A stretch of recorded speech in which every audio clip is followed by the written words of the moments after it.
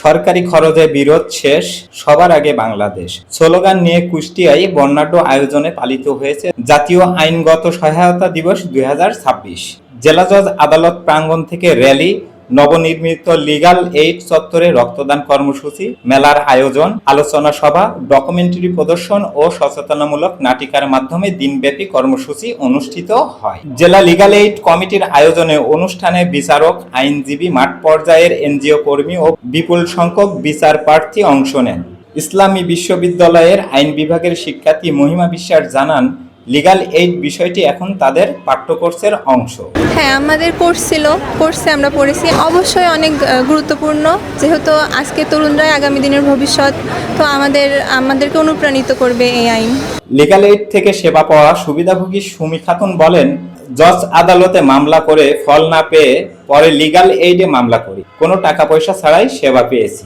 আমি লিগ্যাল এইডে আমার বাচ্চার ভরণ পোষণ বাবদ একটা মামলা করি। তো মামলা করার পরে ওখানে আমি কোনো রাইট পাইনি বা কোনো টাকা পয়সা পেয়েছিলাম না, এই জন্য আমি লিগ্যাল এইডে একটা মামলা করি।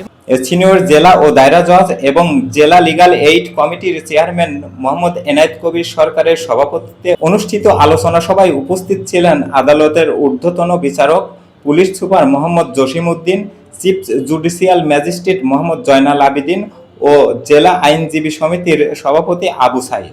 লিগ্যাল এইড মূলত আমরা কাজ করে যে দুস্থ অসহায় যার টাকা নেই সেই ব্যক্তির আইনগত সহায়তা দেওয়ার জন্য।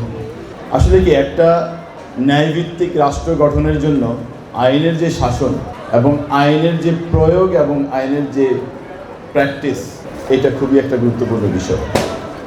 যে আইনের দৃষ্টিতে সবাই সমান, ন্যায় বিচার প্রাপ্তির যে অধিকার, আর সবচেয়ে বড় বিষয় হলো যে মানে সমস্ত শ্রেণীর মানুষকে বিচারালয়ে প্রবেশ, that mean the access to justice, এই সিস্টেমটাকে ইনশিওর করার জন্যই লিগ্যাল অফিস কাজ করছে। লিগ্যাল এইড কার্যক্রমে সহায়তাকারী বিভিন্ন সরকারি বেসরকারি প্রতিষ্ঠানকে বিশেষ শুভেচ্ছা স্মারক প্রদান করা হয়। সভাপতির বক্তব্যে সিনিয়র জেলা ও দায়রা জজ মোহাম্মদ এনায়েত কবির সরকার বলেন, কুষ্টিয়ার বিচার বিভাগকে জনবান্ধব করতে লিগ্যাল এইড কার্যক্রমের গতিশীলতা আরও বৃদ্ধি করা হবে। আইনের ক্ষেত্রে যে সবাই সমান এবং আইন প্রাপ্তির যে সরকারি যে ম্যান্ডেট রয়েছে, আসলে এইটাকেই বাস্তবায়ন করার জন্য, প্রচার প্রসারের জন্য এই দিনটাকে পালন করা হচ্ছে। গরিব, দুস্থ, অসহায় যারা আছেন তাদেরকে আইনগত সহায়তা দেবেন, পাশাপাশি অন্য যে কোনো ব্যক্তি বা প্রতিষ্ঠান আমাদের আইনগত সহায়তা পেতে পারেন বিনামূল্যে সরকারি এই অফিস থেকে।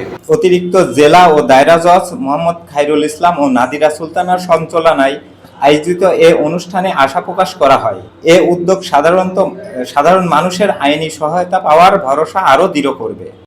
রিজভী আহমেদ, আন্দোলনের বাজার, ডিজিটাল।